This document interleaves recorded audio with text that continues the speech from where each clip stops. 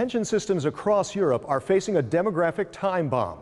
By 2060, there will be only 2 people of working age for every 1 person over age 65.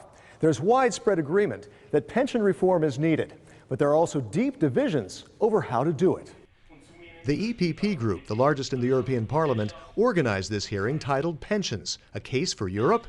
It aimed to sound out stakeholders, including employers' organizations and trade unions, as the European Commission considers what reform to propose.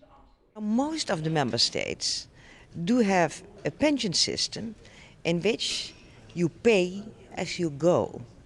So that means a lot of older people living longer, the burden is higher for less younger on the labor market. So that's what we all have to suffer and where we have to find solutions for. The hearing follows a Commission Green Paper on pensions released over the summer that examines the issue in depth and raises possible solutions. With the period of public consultation having closed last month, it's now up to the Commission to decide what action to take. The Green Paper noted the EU already has regulatory powers to coordinate cross-border pensions to ease the free movement of workers, establish minimum guarantees in case of a business failure, and enforce anti-discrimination rules.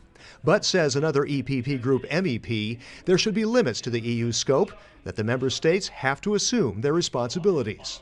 We have a problem in subsidiarity in these questions. We have countries, there is a very good system and a very well-based system of pensions on the one side, and we have also some countries that with different problems, and therefore we should discuss and also decide then in the EP what we can do that the people, and it's a question for the people, for the workers and working people in Europe, that they have a secure system for their pension.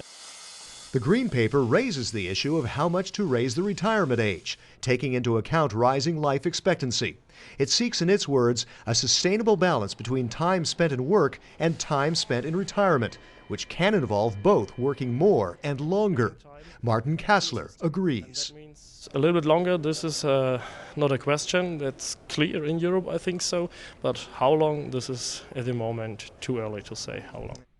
Some members of Parliament reject the idea of the Commission extending EU power to national pension systems. They say tracking cross-border workers could be an exception. But they also say European citizens themselves have to be made aware of their own responsibilities as well. Some governments have been raiding their pension funds to help bail themselves out of the financial crisis. Ireland, France, and Hungary are among them. It's crazy, unsustainable, irresponsible. Crisis or no crisis, Europe's aging population faces some hard choices. It all comes down to who shares how much of the burden and the sacrifice in preserving pension systems that are under increasing pressure. The answers are not easy, but the alternative, a system breakdown, is something no one is willing to accept. For more information about our group's activities on this and other issues, please have a look at our website, eppgroup.eu. Thanks for watching, and see you again soon.